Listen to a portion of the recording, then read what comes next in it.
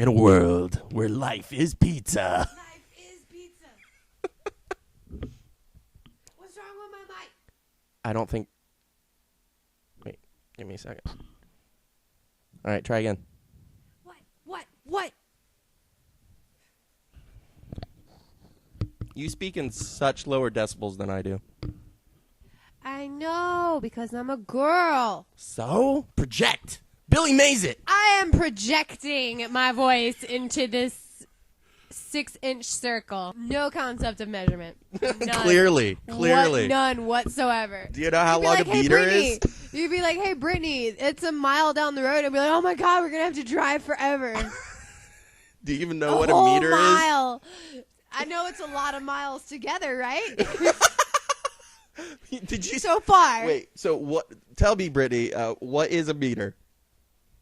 Did you just say it was a lot of miles put It together? reads how much electricity and water you A use. You just say what kind of meter. I said, well, in the context of the Fuck conversation... English! In the context of the conversation, I was assuming you were talking about the unit of measurement, not a box that's on the outside of your wall. It does measure things. It measures how much electricity and water you use. You're losing. I give up. You're I give up. losing. I got nowhere to go with that. Because you're both right and wrong at the same time, so I can't scold you or correct you. The objective is not to prove your opponent wrong, but to prove yourself right. Screw it. Hey, record. This week on Brain Boy and Darkstar. So I watched a shit ton of TV last night. Holy fuck. Really? Because I watched a shit ton of fucking movies this week. Seriously? Seriously. So wait, you're like all geared up for TV this week, and I'm like all geared up to lay down the lay the smack down on some movies. Is that what I'm gathering here? Well, I don't know what happened to you because it's the beginning of the fall season. Suddenly you go over to movies, and I'm sitting there going, I'm knee deep in the fall season. Like, fucking let's Family Guy, American Dad, fucking everything shit this up, and we're going to fucking do it. Everything shit this up? Is that like throwing up and shitting at the same time? Yes. We're gonna shit this up. It's going to shit this up. Oh, God. Bleh. Oh, God. Bleh. Oh, God, I'm so drunk. I'm gonna shit this up now. No, if anything, I would talk more about Doctor Who, which had a really good episode. Oh, go for it with Doctor Who, and then I'll segue on. Yeah, but you into- hate Doctor Who so much. You glaze over immediately. I glaze over immediately. Yeah, No, I'll you sit here. like I'll argue completely Doctor pass Who out. with you. This is like brain off. Brain not Doctor work no more. Okay, Exterminate. So, I've seen one episode of Doctor Who, and now that's all I associate it with. that. Look, as a hardcore nerd, like I can accept the Daleks, but at the same time, I understand why a lot of people can't accept the Daleks. They're tin cans that walk around with giant noses and yell "exterminate" at everything. It's really corny. I understand that, but within the context of the Doctor Who universe, they are fucking scary. Like, from Star Trek Next Generation, if you look at the Borg, they're not actually that scary. But if you understand the context in which they exist, yes, they're fucking scary. And the Borg and the Daleks have similar issues. Well, one wants to assimilate and one wants to exterminate. So, I mean, in both situations, you lose your life. Yeah. Well, unless They you're have a- Picard, they have a- and then they you have come a back common- because they you're have a common badass. They have a common goal and a common interest, and that's how political parties are formed. That's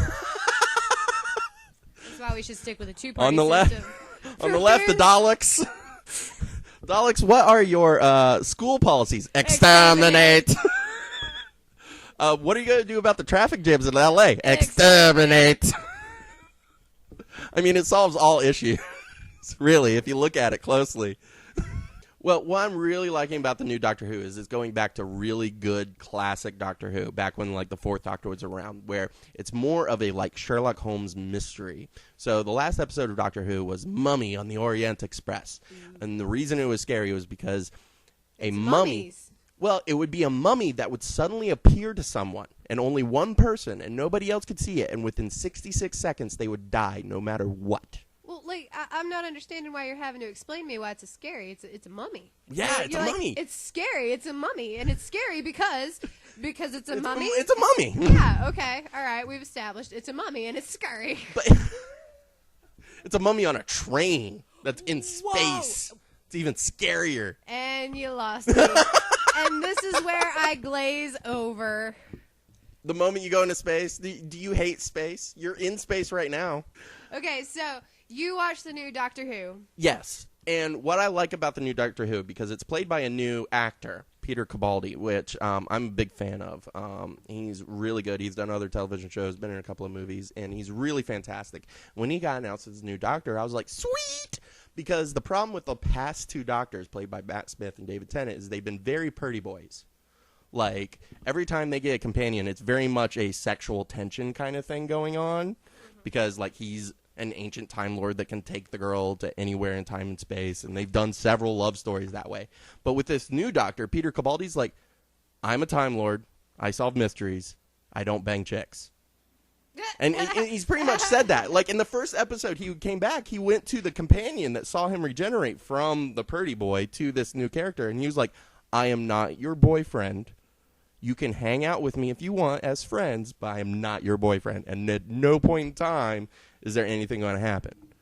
Something will happen by the end of the season, I promise you. Here's the thing, is we're 8 episodes into the season, and they've really done a good job at making them friends. These are good friends having adventures with each other, and what? They'll be boning by the end of the season. No, they won't. They won't. They built an entire show. They built This bones. is a sci-fi action adventure story. This isn't like a freak show where they're going to bone.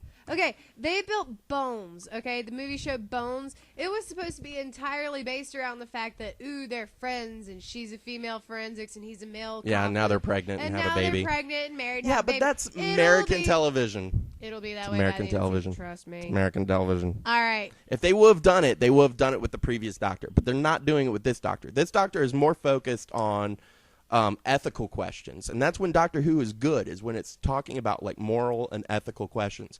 Can you make a good decision when both choices are bad? And it's very interesting to watch unfold. I'm trying so hard to think of something that I can bet you that they will bone by the end of the season. Like something that I'll make you watch. Like even David Tennant and Billie Piper, who played probably the most famous duo of the Doctor and Rose, like they were truly in love, and they didn't even bone. Like there's no scene of that. Well, they'll be romantically entwined. Well, this okay, is maybe considered not more of a boning, yeah, but they're not going to be. I'm gonna have to use my sex again. Because here's the thing: is so every time the Doctor regenerates, his personality changes a little bit. And, like, this new Doctor, he wants to save people, but at the same time, he's, like, disgusted with humanity. He's like, oh, these fucking retarded idiots are just killing everything they can find. I fucking hate them. But at the same time, he's like, but I can't let them die because I'm the Doctor. I save people. And it's interesting to see him flip-flop between the two. Like, one of the funniest jokes is, like, he put up a sign where it just said, humans go away. I like that sign. And he just like wrote it real quick so no one would bother him. And I've been enjoying this new season a lot, and I feel like this is the Doctor that I always like to see. Like, just like when Star Trek, when it's at its best, it provides, some kind of intellectual thought on, how does why are you shaking your head no? Star Trek does not provide any intellectual thought. I can find many people that would disagree with you. No, I just think that it's scary because they're aliens.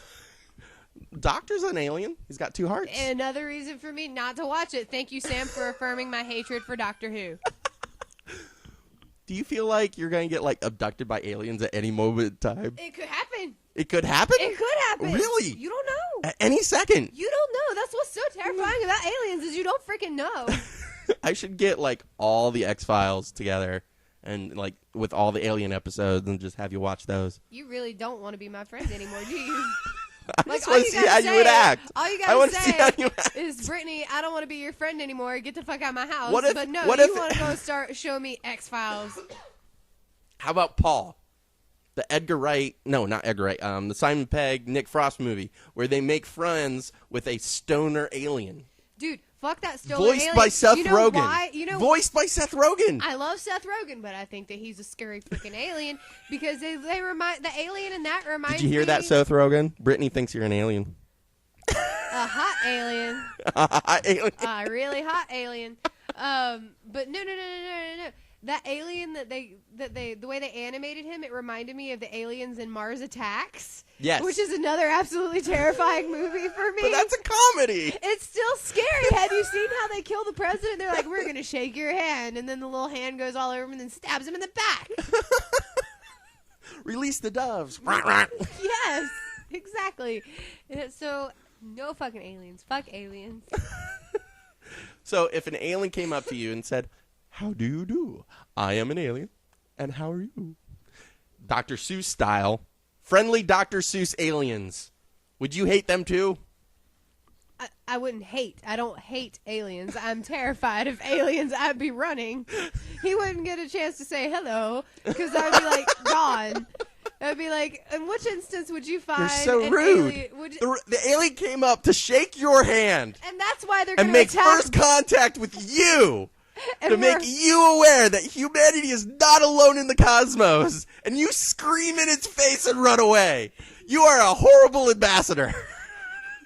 Never let me anywhere near politics. I will speak my mind.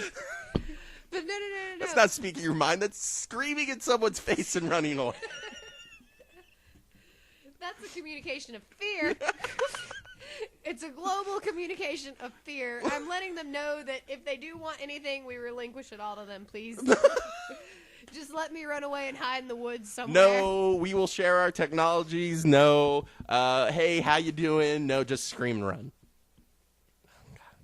Yep, I'm out. Fuck aliens. No, and that's the thing is, I was trying to think of an instance in which I was okay with aliens. Oh, Roger, he's okay, but He's the same as Paul. Roger's okay. Okay, I know, I get that. I've seen Paul. I'm not telling you that I don't watch the alien movies. I'm just telling you that they're scary. But Paul is like a cool I'm gonna make dude. you watch Snakes on a Plane. I watched Anaconda. Half of Anaconda. Of Hanaconda? Is that like where the anaconda eats Hannah Montana? That I would watch. That would be a great movie. Yep, I'd watch that. So what do you want to do first? Walking Dead or Freak Show? Because I have strong opinions about both. My problem is when it's the beginning of the season, sometimes to me, I'm waiting for the story to kind of reveal itself, and the first episodes are normally either catch up from last season, which was what we had from Walking Dead. Yeah. And the problem that I found with Walking Dead, well, it wasn't really a problem, it was just not what I was expecting, was that they were out of Terminus by the end of the episode. Yeah, like fuck Terminus. Yeah, like fuck Like Terminus. Carol showed up and she burned it to the ground and then everybody left. I thought that was a very poetic moment, by the way, when what Carol walking up to him in the woods the way. Oh, it was beautiful. You have to come with me. I thought that was a really good, but Can we just agree Carol is like the most badass character on the show? Like I know everyone No. loves Daryl. No. Yes. Yes. I'll agree. Everyone loves that Daryl, She but is the Carol most would- badass female character, and she is a very good, strong female character in the show. Do you know what her I'm gonna zombie hate- count and human count? My microphone just smacked me in the face. It was It like jumped up and just hit you right in the face. it did. Literally, you saw it. You saw it. Fuck this. Ugh. It was like, I disagree with your opinion on Carol. Fuck you, bitch. Fuck Daryl. Carol's body count in this episode alone rivals anybody's. Like, she just walked in, kicked ass, saved everybody, walked out. Fuck yeah. Okay, I agree. But wait, like person body count or zombie body count? Both. On average, for both, Carol knew exactly what she was doing, was smart the entire time, and was able to help everybody get out. I mean, that takes balls. I will say though, I called it. I knew Carol was in the woods. Like the Well, second yeah. that season ended, I was like, Carol's in the fucking woods. I was Well, like, yeah. Carol and Tyrese are in the fucking woods. I did not expect her to leave Tyrese alone with the baby, That scene, I was dreading that scene. I thought Judith was. I was like, we didn't lose her at the end of the, when the governor attacked, and now we have to lose her because I'm scared we're gonna have to lose her at some point in time. And she symbolizes hope. You think she's gonna go the way the two kids went? Like she's just when baggage. She gets older, I don't know if the season will hold on for us to get her, for her to get hold on for that long for her to get that kind of older unless they do some time. Well, no, I'm not saying get that older, but I'm saying represent the whole thing, just kind of like baggage. Well, she does. She represents baggage, and she also represents, like, to Rick and Carl, she definitely represents, like, a link to their humanity and who they were before all of this happened. Well, they thought she was dead there for a long time. Yeah, I know, and you saw how they were acting. Yeah. Like when the guys tried to rape Carl, the way that Rick just snapped. Yeah. Like, he was already kind of losing it, and then all it took was someone attacking Carl, and he just snapped. Mm-hmm. And then as they're talking in the tank, like, you can hear it. Like, Rick's just, like, totally back to the same old Rick that he was before the prison, before Herschel. Well, I mean, even before he knew Judith was back in this episode, he seemed to be doing a little bit better while they were in Terminus. Like, I mean, yes. I mean, yeah, at first, they were like, okay, if you run into somebody there, we got to kill them because right now they're hanging up bodies and we don't want to be those bodies. But once they got out of Terminus, the group convinced him not to go back, and he listened. He did listen there, and you also see it. I see what you're saying. There was a little bit there before where Glenn was like, we have to go get him. And it's like, no, we can't. And he's like, no, that's who we have to be. Yeah, Glenn has always been a conscious of the group. We still have to be that. We have to be that. And then when Rick gets out in the woods, he's like, let's go. They don't get to live. Let's go. We're going in. We're doing this. And then Carol shows up, and he finds out about Judith, and then that's when he's like, okay, you're right. Screw that. Let's get the fuck out. Let's go get my daughter. I mean, like, so you see what I'm saying is she is the link to humanity that they all need. Which means she's going to die. She has to at some point. Or I'm scared that she has to at some point. I mean, because it is. I mean, she doesn't have It's the zombie apocalypse. It's not a question of do you survive. It's a question of how long do you survive. But right now, what we do have is a fairly large, experienced group together that trust each other. Like, I don't see any big betrayals happening within this group. Maybe outside of the redheaded muscle man. Daryl, Rick, and Carl really are the longest lasting characters on the show. Because who else from the original cast is still around? Now we're gonna have the first guy that we ran into. Yeah, but we've only met him once or twice, and Glenn, you remember that fucking. Glenn is an OG. Glenn, that's true. That's what they basically did there at the beginning. They took all of the OGs and lined them up right there, except for Bob. Are you calling the cast of Walking Dead original gangsters? Yes, I am. Yes, I am. Rick is an OG. Just watching the scene of them clearing out Terminus, they are zombie killing machines. Like, they are better at it than I've seen anybody else on the show. You obviously have not played Black Ops with me and my friends. We kill some zombies. Yeah, with magical ammo dumps popping up in corners where you can go run and reload your entire gun. We're talking about the survivors of The Walking Dead, where they're counting shells so they can inventory the individual bullets they have. That's how important each bullet is. Yeah, I know. And so, like, that entire team are insane. Like I do. No, you cannot. According to the Zombie Survival Handbook, the best gun you could have is a bolt action rifle. Oh, yeah? One shot, one kill, and it's super reliable. Are you talking about Max Brooks's Survival of the Which Dead? is a fantastic book. Like, so overall, I think they're in a good position to find supplies, find better cover. It's just going to take a few episodes to get there. Did you see who showed up at the end of the episode? Yes, I did. I was so fucking excited. I was like, fuck yeah. I'm a very pragmatic person in these kinds of situations, which is part of my issue with watching Walking Dead. I had to learn to let it go, like towards the middle of season 3, where I was like, they're not listening to me. All that screaming at the TV for nothing. Like, at this point in time, the prison I even hooked up a microphone. They still don't hear me.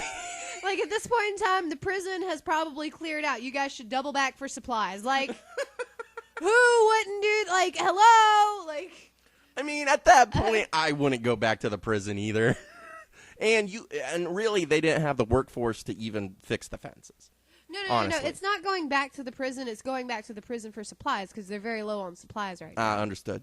Well, I mean, it was the same with Terminus. I could understand why they would want to go back in there because there's plenty of supplies in there. You see those cache of weapons? No, yeah, I did. And no, like, everybody wants to, No, get the fuck out. No, get the fuck out, which I understand. I mean, I guess to me, it's easier for me to stand there and watch people clear out an entire prison cell of zombies. It's probably easier for me to talk about doing it than it is for them to actually do it, But, I mean, I'm a more pragmatic person. I'm like, why aren't they going north?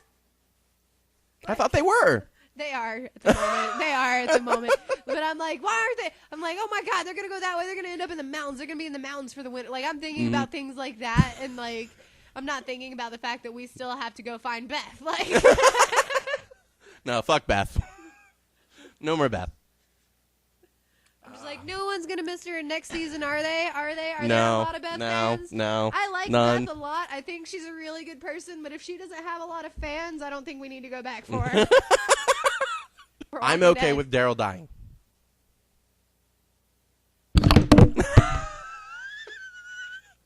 I admit it. I'm okay. Look, Daryl is a great character.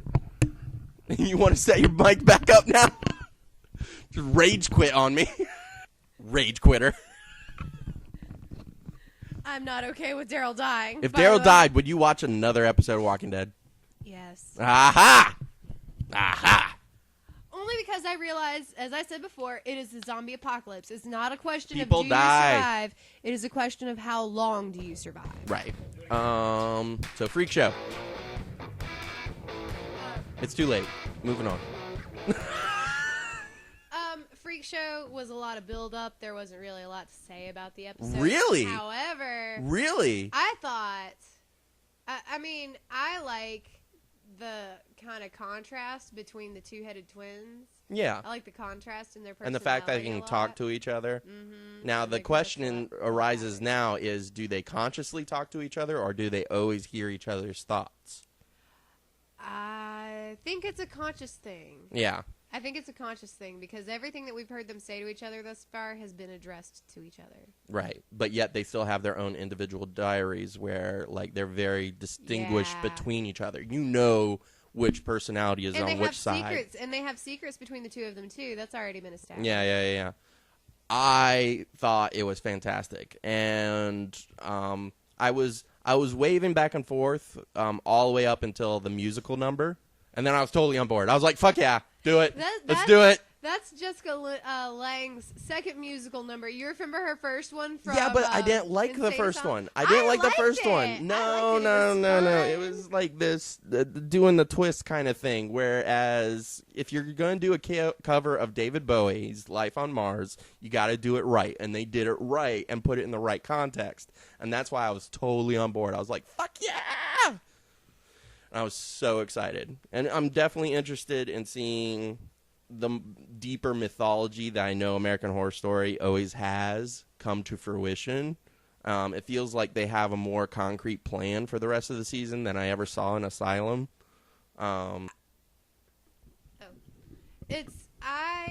I don't know what your beef is with Asylum. Have you even finished No, I liked Coven? Asylum. Have you finished The Coven? I've never watched a single episode of Coven, but I liked Asylum. It just had major issues. I don't think. Well, other than the alien thing, that was a pretty big issue. Exactly. That's exactly what I'm talking about. The alien thing and also the devil taking control of the one nurse. Like, I didn't like that either.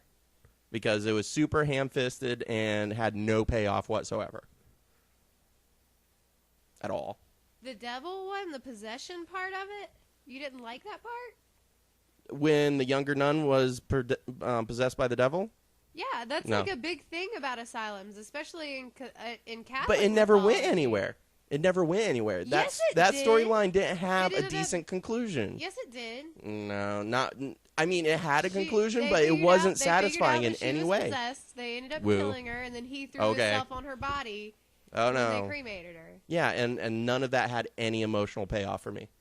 Oh well, you're a dude. That's not a retort. You can't just say that and be like, no. I'm just saying it was very flat. That's because you don't it was connect. very flat. You don't see kind of the romanticism that went into it. I loved the first season. The I first liked the season first was season from banging. beginning to end. So I expect that level of quality in all of the seasons, or at least an attempt at that quality. But then Asylum threw in aliens, and the nun story didn't have a decent ending. And honestly, I don't care about witches. So I'm not caring about Coven. I guess I see what you're saying, and I got that from a lot of people when they watched season 2. They said it felt rushed. Yeah. Which I guess is kind of a catch-22 about them having a different storyline every season, is that they've only got so many episodes to tell an entire story. Yeah, but British television has been doing that for a long time. That's true. So, I mean, it's not unheard of doing that kind of storytelling. And that's why I like American Horror Story, is the fact that you can have brand new stories every season. And, like, Freak Show is definitely tinging something in my brain that makes me interested. I will tell you what I like most about the show and what gets me and what keeps me watching more than anything, even when they screw up and I'm just like, oh, God. Whatever. Whatever. I hate this show. I can't believe they did that. What keeps me watching is really sincerely the actors that are on the show. I mean, like, we've established that. Yeah, I know, but it shut up, I'm segueing. What really keeps me, that's what really keeps me into the show. Yeah. It really is. And especially seeing how they're able to basically go from establishing themselves as one character in the show to establishing themselves as another character to the exact They still same need audience. better words to say. What do you mean? Oh, better writers. Yes. Yeah. I mean, that's what I feel like was the downfall of season 2, and how, like, season 1 had a couple episodes where you're like, but season 4 so far looks great. I'm excited about it. We'll see how it plays out. It's a lot of character build up for right now, but I mean, I'm sure, as with every season of American Horror, it will end up being brilliant. So what were you segueing to? Evan Peters. So did you take my advice and watch X-Men 3 and then X-Men Days of Futures Past? Oh, I took it a step further. All right, what'd you do? Remember how I said I've been watching movies? Watched them all.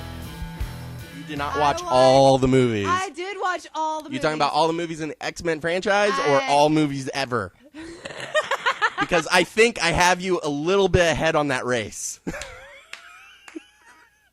Just a little bit. All the X-Men franchise. Okay. Thank you. So I'm not a fan of Fox and their inability to cancel shows with, if they go more than 5 seasons. However, 5 seasons is a good run for a television show. I agree. However, I will give them props for being able to make 5 movies and still hold my attention. So X-Men 1. I watched it. Did you like it? Yes, of course. I like all the original X-Men movies. I wasn't a fan of 3 because everybody died. Like, you get to the end and you're like, wait, so we have Wolverine, so half Storm. the characters die, the other half lose their powers, essentially. Yeah, well, then you got Magneto at the end who's working up his mental powers again. Whatever. So, X-Men 3 didn't happen. But the point in that actually shows, because you have a couple different types of viruses. They have the ones that completely cure you, and then in the future they have the ones that work to where they just kind of... They just kill you. No, they don't just kill you. They kind of... Take away your powers. Take them away, but they come back after a while. I guess that's kind of the point of the cure, was that it wasn't a permanent thing. Yeah, but X-Men 3 didn't happen. It only ended up being a temporary thing. Yes, it did. Not anymore. Yes, it did. Well, not anymore, since we watched... Not according to the X-Men timeline. Actually, so did you watch X-Men Origins? Actually, yes. No, you talking about Wolverine Origins? Yes. No, just skip that one. I skipped that one. Did you watch the Wolverine then? The Wolverine. No, that's the one that I'm talking about. I don't watch it. No, there's another one. What? Yes. There was Wolverine Origins, which is the shitty-ass movie that had Ryan Reynolds as Deadpool for like 5 minutes. And then there was the Wolverine, which was based on the Frank Miller Wolverine storyline, the Samurai storyline, which is considered one of the best Wolverine stories. I think I've seen that one, but I didn't care too much for it when I saw it. It was better. It was a dumb action flick, but it was at least decent. I just decided to stay away from them because I think I remember watching one of them. Yeah. I have it in my collection just so that my collection is complete.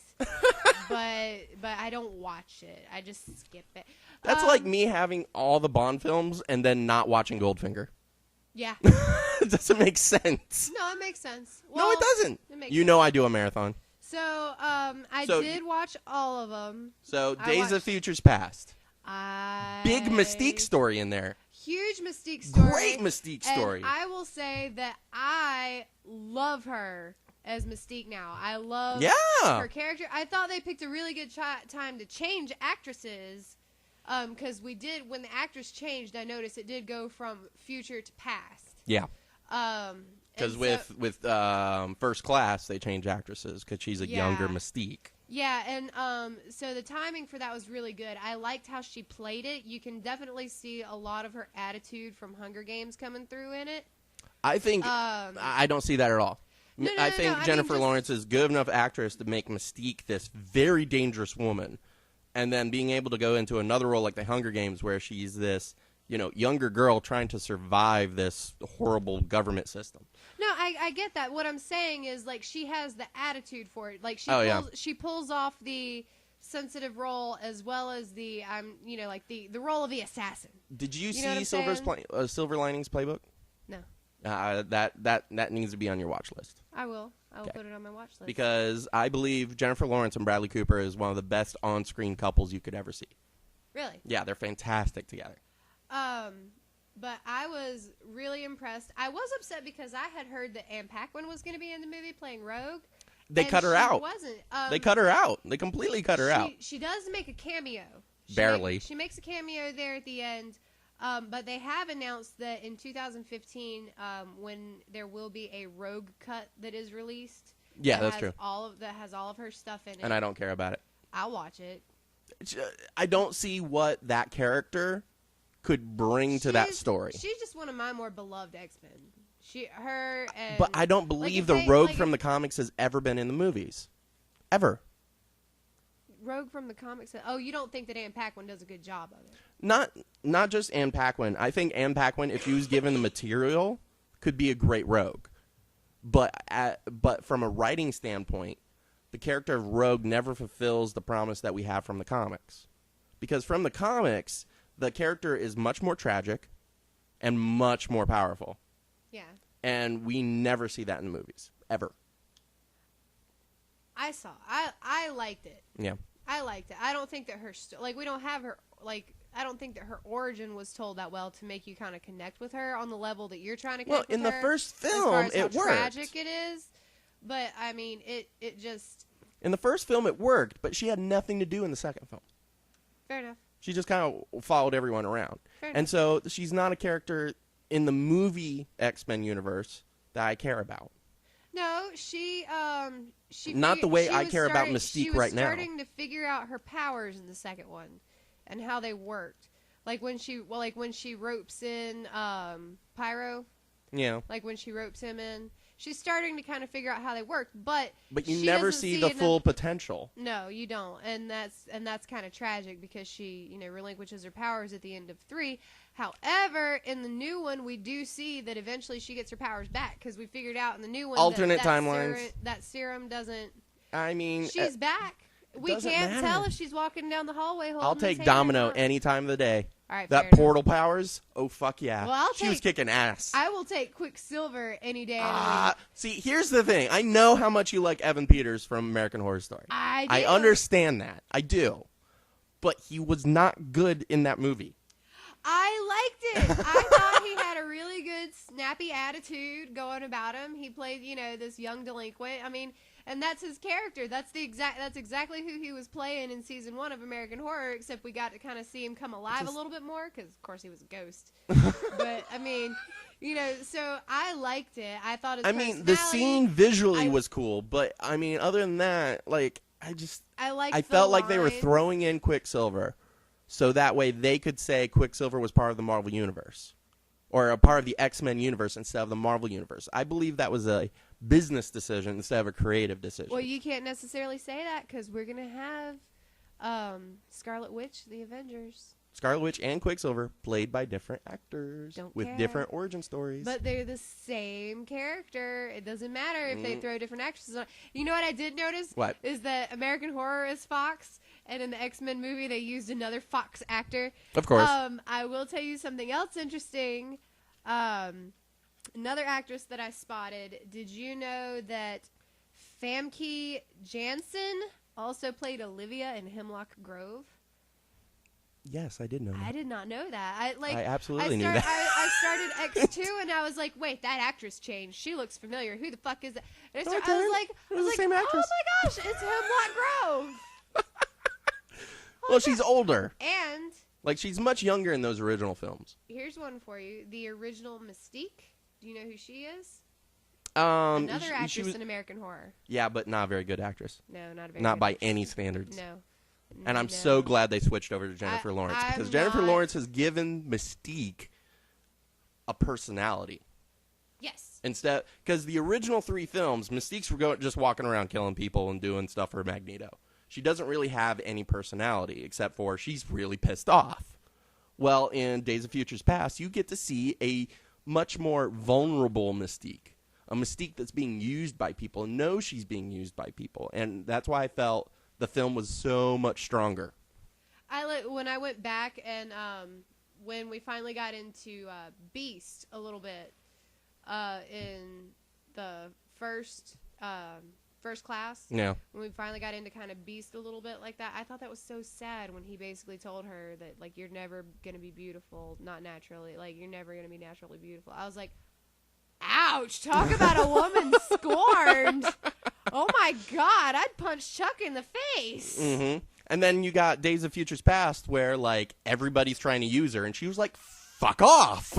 Like, everybody just She was fuck like- off. I did like that attitude about her, where they didn't necessarily have her going with Dr. X or with Professor X, and they didn't Or Magneto. necessarily have her going with Magneto. She was just like, "Fuck off! I'm done. I saved the president. I'm out. I'm out. I'm done. I'm gonna go over here and morph into a security guard and walk away." That was a badass So- scene when Magneto picked up a freaking baseball stadium and Oh, then yeah. just dropped it around the White Oh, House. yeah. See, and that's the thing that I'm loving about a lot of the movies right now, of superhero movies, is they're stretching their powers. Like, because look at, like, the first X-Men film and see, like, the most that Magneto ever did. And then compare that to what Magneto does in Days of Futures Past. Yeah. Like, he's not fucking around. Yeah, and like Professor X being able to go through Kitty Pryde's time warp through her mentally, and then through Wolverine mentally to, Yeah. to speak to himself telepathically. Oh, yeah. So you get to see Xavier stretch his powers and see how powerful he really is. And And then you got Wolverine, who's just like, I know I'm invincible. I don't need to stretch shit. Except maybe my bone claws, which was awesome. I kept cringing every time he punched stuff with bone claws because I was like, oh, that's gotta hurt. Oh, so oh. you don't even know how he got bone claws. No, I know how he always had bone claws. He always had bone claws, but and then his body was forged with. but you missed an important part in the Wolverine movie because you haven't seen that one. He went back far enough that he had bone claws and he hadn't been forged with No, well, blah, blah, blah, blah, blah yet. How do you pronounce that stuff? Adamantium? Adamantium. Adamantium. And what? Adamantium. A-D. Adamantium. Adamantium, yes. There you go. Adamantium. Which Okay. we apparently can't pronounce. So speaking of fictional metals that don't actually exist, so Captain America in the Marvel Universe, his shield is made out of vibranium, which is like the most powerful substance they have in the Marvel Universe. And well, that only comes from one place, and it looks like that we're going to see a Black Panther in Avengers 2. Oh, cool. And I'm super excited for that. Oh, cool. Because the image that keeps resurfacing is Captain America's shield busted, like broken. And also, if they're doing, Ultron's body is supposed to be made of the same stuff. Yeah. His original body is made out of the same stuff, and that's what makes him such a formidable opponent, because it's almost impossible to knock him out. And that's probably why we're going to see a lot more Hulk action. A lot more Hulk action. smash. Hulk will smash the shit out of everything. Like, I can't wait for the Hulk Buster Iron Man suit versus the Hulk. It's going to be one of the big fights of the movie. I just see the Hulk coming out and going to smash something. Like, say he picks up, like, Wolverine, and he picks up Wolverine and smashes him, and Wolverine's fine, and he's just like, whatever, I'm made out of adamantium. And then the Hulk's just like, what? What? What? Hulk smashed, and he just starts throwing this giant global-sized temper tantrum that knocks the world off of his head. He's like, where's Godzilla? So, we'll never see X-Men interact with the Avengers. That's never going to happen. That's sad, and I, honest to God, think that should be a more thoroughly It's a business thing. It's a business thing. It's not going to happen. Thought out business thing is what I'm getting at. I mean, well, these are competing businesses. Fox does not like Marvel, and Marvel does not like Fox. But if they could, like, with our powers combined, we are the box office busters. Hello. No, then they have to split the box office. So? These companies are greedy. They want the entire box office for themselves. So? Do you really think Marvel is going to share a single dime of Age of Ultron money with Fox? Probably not. But no. If they let an X-Men in, or if they let the X-Men in, which is why would they do that? Is so maddening to me because the X-Men and even Wolverine are a vital part of the Avengers. It's a good comment question. Who was the founding X-Men in the Avengers? The first X-Men in the Avengers, because he was not a founding. No X-Men was a founding member of the Avengers. Not a single one. No way. I don't believe you. It was Ant-Man, Hank Pym, super scientist, Tony Stark, a human super scientist. Captain America didn't even become a part of the Avengers until like 12 comics in. Wasp was the original female member, but she was girlfriend to Hank Pym, so she just kind of came along. Well, that might be it. Wasp was a mutant. That's right. Wasp was a mutant. But speaking of crossover events, the rumor right now is it's very, very possible we'll see this current movie version of Spider-Man join the Avengers. Nice. I that like would that. be awesome. I can handle that. This is a big deal because Spider-Man is owned by Sony, who is a competing movie-producing company to Marvel. And I bet they're about to be like, thank you so much, Marvel, for sharing some of this amazing box office money with us. It's a rumor right now. It's a rumor right now because this is the difference between Sony and Fox, which Fox owns the they own Fantastic Four and they own X-Men. Which, by the way, Fantastic Four, not that good. Well, we're getting a new movie, so we're going to have to talk about it eventually one day, whenever it comes out, whenever that will be. Sony was like, all right, we have Spider-Man. And then Marvel has all these other characters, and they're doing these crossover events and making like 5 times more money than we are with a single Spider-Man movie. And so they announced, we're going to do the Spider-Man universe. And everyone went, what? And they were like, yeah, we're going to do a Sinister Six movie, and we're going to do a Venom movie, and we're going to do more Spider-Man movies, and we're going to do a Green Goblin movie. And everybody went, what? Why? Why? No one cares. You can't do a Sinister Six movie. It's just a bunch of villains being villainous, and you don't have a hero. No one cares about any of the, no. Well, here's the thing: is They're that was several months ago, and those plans seem to have dissolved from underneath them. And so, evidently, they are in possible negotiations with Marvel to allow Spider-Man to cross over with their universe at some point in time. Ooh, cool. So that way, we may get to see Spider-Man. Now, this may not happen until like Avengers 3. Which is way in the distance. I was watching, apparently there's going to be some more X-Men movies coming too. X-Men Apocalypse. Yes, there's X-Men Apocalypse. I think and there's then one a Deadpool. More. Yep. They're going to do a Deadpool because they've been trying to do a Deadpool movie for ages, and and Ryan Reynolds has always been the patron saint of making a Deadpool movie because he wants to make one super bad. And then the guys that were going to make the movie, they went out and did the movie got trashed, and then they went out and did like a little test footage, which was really funny and really cool.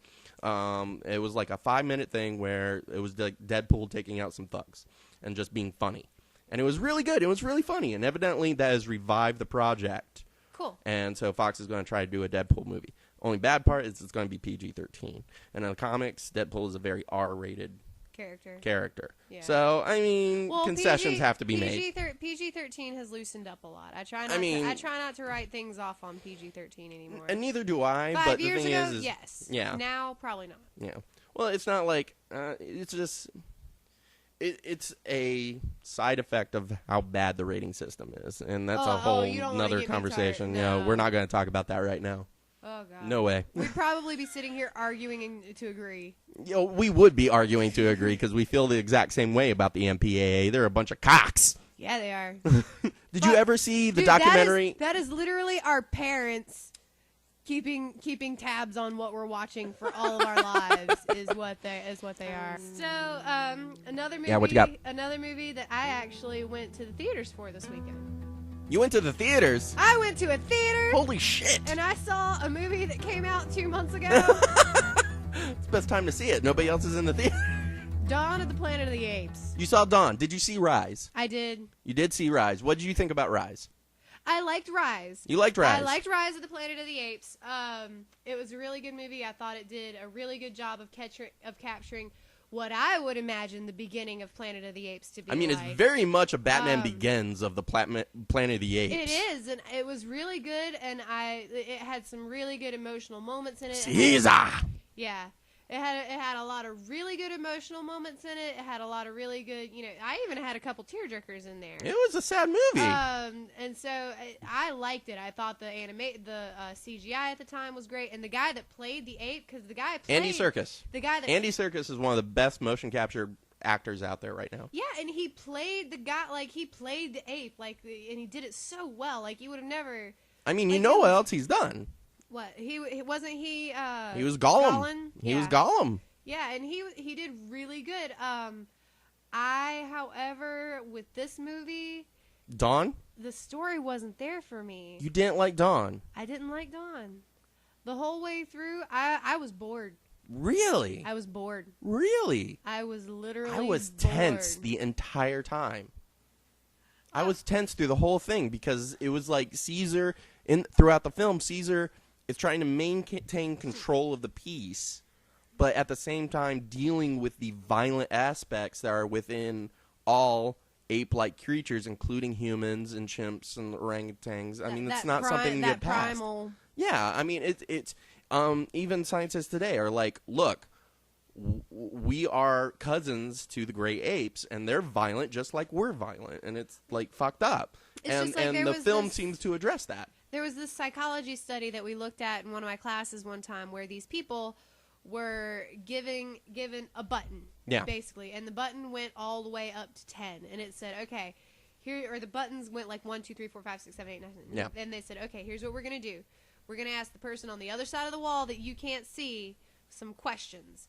Every time they answer a question wrong, you're going to hit them with the 1. The next time they get a question wrong, you're going to hit them with the 2. The next time you hit them, you're going to hit the 3.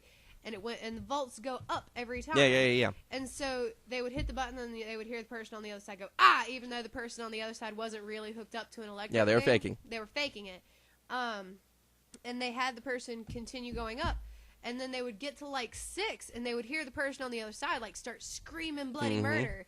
And then the person who was in charge would be like, "It's okay, go ahead," or whatever. And most people keep going. Most people would keep going, and then it even said like at the very last one, it was like warning, high voltage death or whatever. Like they had a sticker on it that said that. They were like, "Do I keep going?" They were like, "Oh yeah, just do whatever." And they would go, and then they would actually make the person think that. And like, but you got no tension out of the film. No. Mm-hmm. No, I mean, like, I get the significance of it. I see why we're going to have it if we're going to have another Planet of the Apes movie. Oh, there'll probably be another one, because the last one is even a bigger success than Rise. I was bored. I'm not going to lie to you. The story wasn't there for me. I saw it as exactly what it was, a great piece of cinematography and very... Yeah, it was really well shot. Yes, very well shot, very beautiful.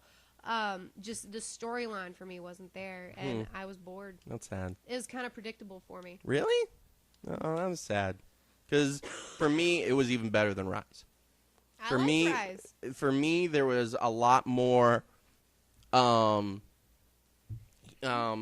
personal interaction. Maybe it was because I was expecting to go in there with the relationship that we had already built upon. No. And that wasn't there. And so I guess whenever I realized that because the movie jumps forward like 15, 20 years. Yeah, like as soon as I realized that we had gone that far into the future, I just kind of Like, if it had been the original guy who ended up having to go out there and But help you're a Caesar, fan of the original films. I am a fan of the original music. So, like, how did you feel about Beneath the Planet of the Apes versus Planet of the Apes, where, like, Charlton Heston isn't there at all? And, well, those movies, I don't even put them in the same realm with these movies. I mean, it's part of the same franchise. I understand it's part of the same franchise. It's just, we're in a completely different time of making movies. Back then, probably somebody was just like, Charlton Heston can't make it this weekend. He's with the NRA shooting people. Yeah. So, like, back I then, like to shoot people. And I wasn't a fan of that movie either. I mean, like, Well, Beneath to me, isn't very good anyway. To me, that was more of a story killer than anything. But it's just like with any other movie. But I guess maybe they're trying to break away from that so that we don't have to have the same characters. Oh, yeah, We are going through many Well, I mean, in the years, original 'cause films, apes have we a barely longer- saw Caesar until, like, the fourth film. And even then, they, like, changed his origin story a lot because there was, Yeah. like, time travel and stuff going on, where I feel like this is what the original And Caesar was like. And Caesar was just literally a monkey that spoke sign language in that movie.